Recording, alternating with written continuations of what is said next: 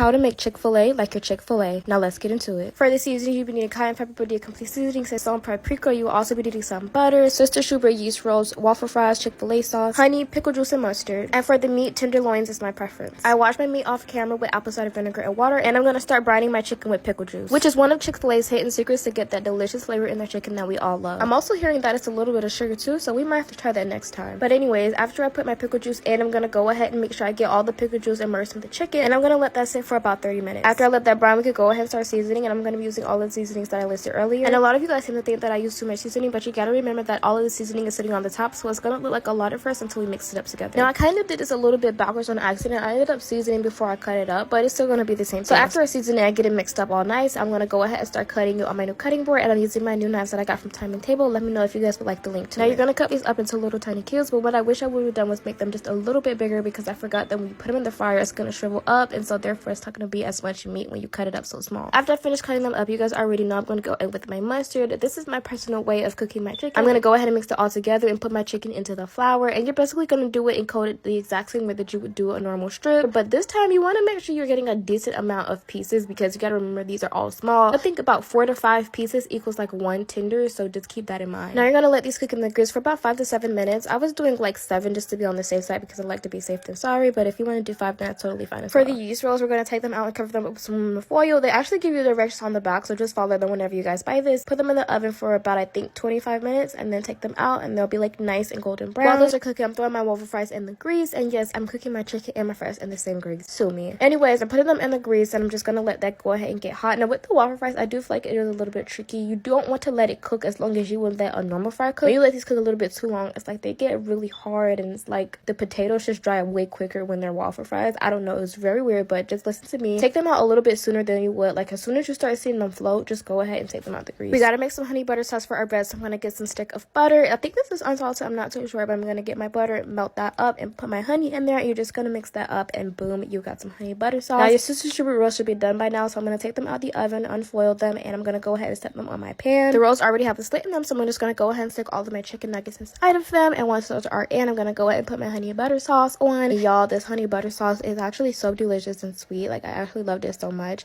Make sure y'all make the sauce, because it just really does complete the bread. Now it's time to make my plate, so I'm adding all of my chicken minis and waffle fries on, and of course I'm going to use my Chick-fil-A Polynesian sauce, and yes, it tastes just like the Polynesian at Chick-fil-A. I highly recommend you guys get it. I did my chicken mini ended because I just wanted to really give it that authentic Chick-fil-A vibe, and it was so delicious. Make sure you guys try this recipe out and let me know how you guys like it, and follow me for more content.